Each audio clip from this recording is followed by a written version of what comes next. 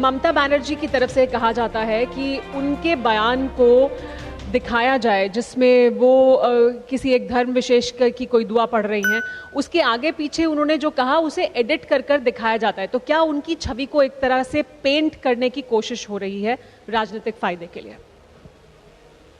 ये छवि की बात जो आप कह रहे हैं, ये तो एक इसका पहलू है, पर ममता बनर्जी ने ऐसे काम की है फ्रॉम टाइम टू टाइम जिसमें से ये साफ दिखता है कि वो मुसलमान वोटों के ध्रुवीकरण की और मुसलमान वोट बैंक को तुष्टीकरण की राजनीति करते हैं।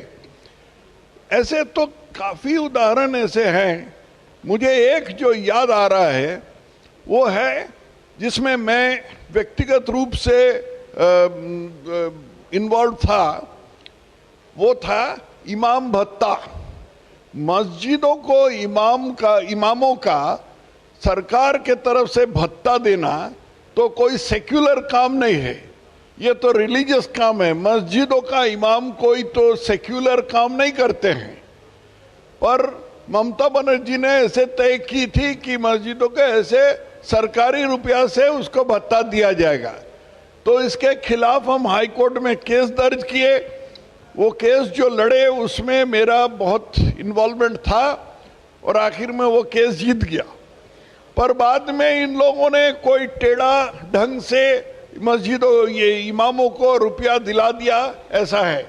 ममता बनर्जी इसके अलावा भी ये कि रमजान के समय पता नहीं सारे दिन खाते हैं कि नहीं, शायद खाते हैं, पर खाकर रात को रोजा रखते हैं और रोजा रखने का बहुत अभिनय करते हैं, लोगों को दिखाते हैं कि रोजा रख रहे हैं। तो ये सब तो कोई सेक्युलर काम नहीं है। और ये तुष्टीकरण का मुझे एक सेकंड दीजिए जरा समाप्त करने के लिए। सबसे ज्यादा जो चीज है वो ममता बनर्जी के अपनी एडमिशन है, अपनी स्वीकार है कि उन्होंने कही कि যে গরু दूध দেয় তার चाट সহ্য করতে হয়, दूधेल गरुर चाट সহ্য করতে হয়, मतलब जो गाय दूध देती है उसका लात तो मुझे सहना ही पड़ेगा। तो इसके आगे इसके बारे में और क्या चर्चा हो सकता है?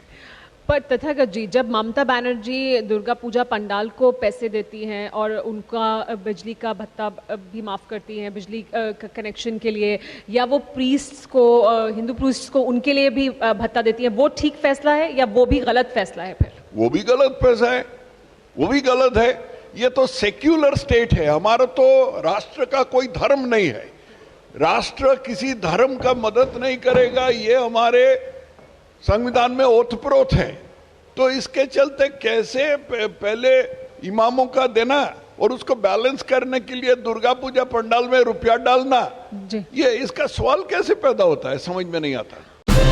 TV9 भारतवर्ष और TV9 बांग्ला प्रस्तुत करते हैं पश्चिम बंगाल चुनाव पर सबसे बड़ा conclave, what Bengal thinks today. देखिए 30 जनवरी दिन भर